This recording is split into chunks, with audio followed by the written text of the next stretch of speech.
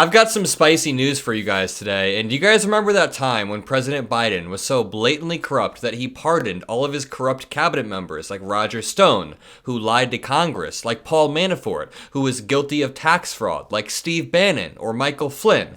Oh wait, that was Donald Trump, who repeatedly pardoned all of the corrupt people around him, then continued to work with them. So I don't want to hear one Trump supporter complain when I break this news that President Biden is set to issue a pardon of his son, Hunter Biden. The president is expected to announce his decision Sunday night, according to a senior White House official, and it's about to get interesting in here because President Biden made a bold strategic move that is already outmaneuvering some of Trump's crazy picks.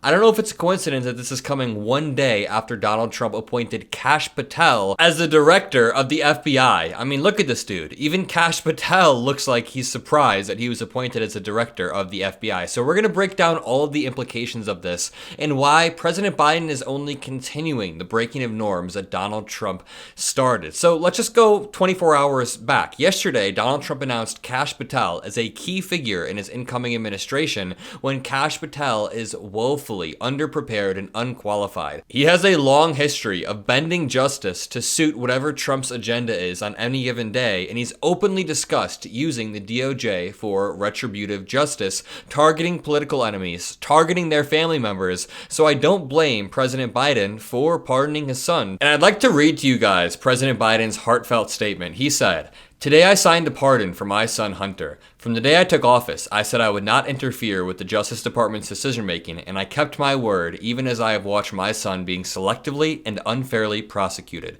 Without aggregating factors like use in a crime, multiple purchases, or buying a weapon as a straw purchaser, people are almost never brought to trial on felony charges solely for how they filled out a gun form.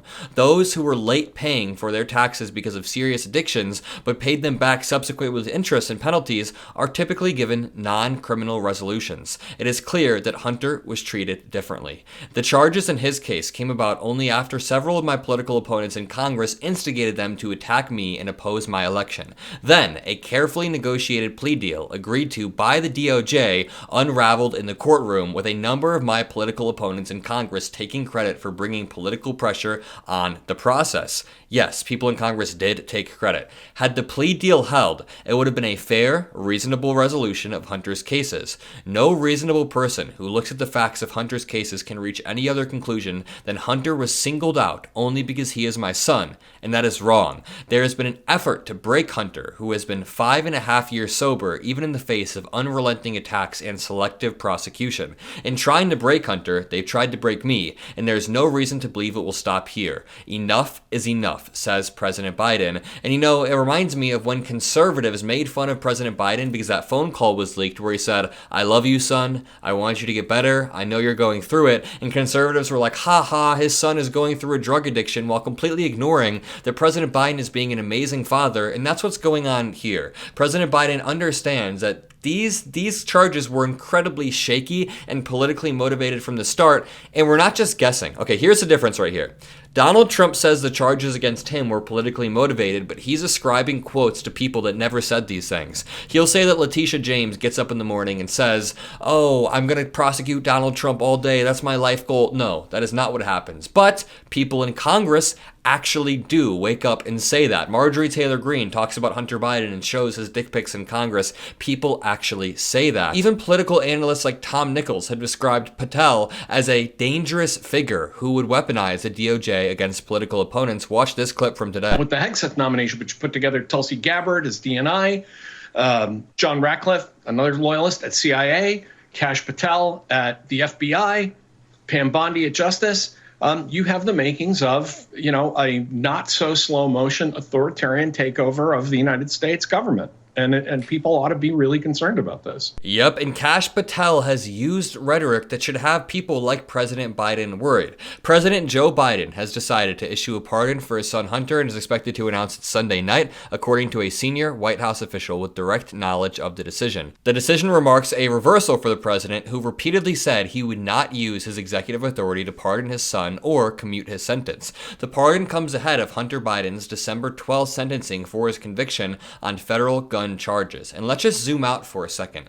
Not only is President Biden doing this because Kash Patel was just announced 24 hours ago, at least that's what I'm speculating. I feel like he saw that and was like, you know what, F it, let's just go for it at this point.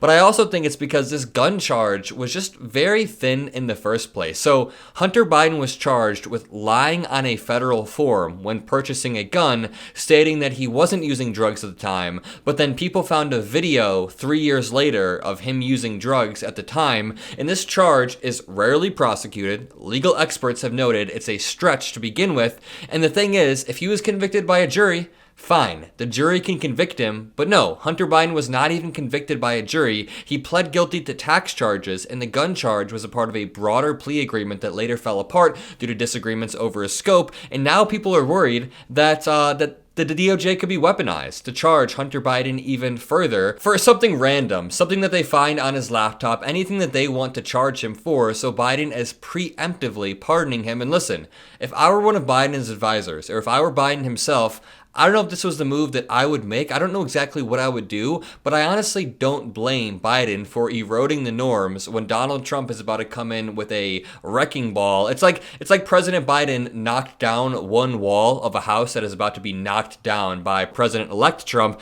So the bigger picture is that it's not just about Hunter Biden or about Kash Patel. It's the broader implications for justice and fairness in America. This reads, the pardon is expected to cover both Hunter Biden's gun charges conviction and guilty plea. The senior White House official said Biden decided over this weekend to grant his son a pardon and begin to inform his senior aides on Sunday. And as I'm reading this, I get the notification that President Biden has officially pardoned his son. This breaking news article from the AP reads, President Joe Biden pardoned his son, Hunter, on Sunday night, sparing the younger Biden a possible prison sentence for federal felony gun and tax convictions, and reversing his past promises not to use the extraordinary powers of the presidency for the benefit of his family members. The Democratic president had previously said he would not pardon his son, nor commute his sentence after his convictions in the two cases in Delaware and California, and this move comes weeks before Hunter Biden was set to receive his punishment after his trial conviction in the gun case and guilty plea on tax charges, and less than 2 months before President-elect Donald Trump is set to return to the White House. And listen, maybe Biden was just worried that the younger Biden, Hunter, would actually get an insane sentence on December 12th. Maybe he is worried about Kash Patel or the DOJ being weaponized. Maybe he heard those rumors that Donald Trump was going to pardon Hunter Biden to come off as his peace president. I think likely he just doesn't want his son to be caught up in the grinder of the DOJ when we're under the Trump administration for a second time. He knows that's going to get ugly, but again, if we just zoom out, I don't want to hear a single conservative complaining about this. Do you know how many times Donald Trump has planned to pardon the January 6th insurrectionists, people who attacked our Capitol while they were certifying the election results, going to the peaceful transfer of power? I'm not even going to go down the January 6th rabbit hole right now, but the fact that Donald Trump can relentlessly say he's going to pardon those people and even win on that is absurd, and I don't want to hear a single conservative complaining about this. Either way, if you enjoyed this video, drop a like, subscribe to become a part of this beautiful community. Love you guys, and I'll see you in the next one. Peace out.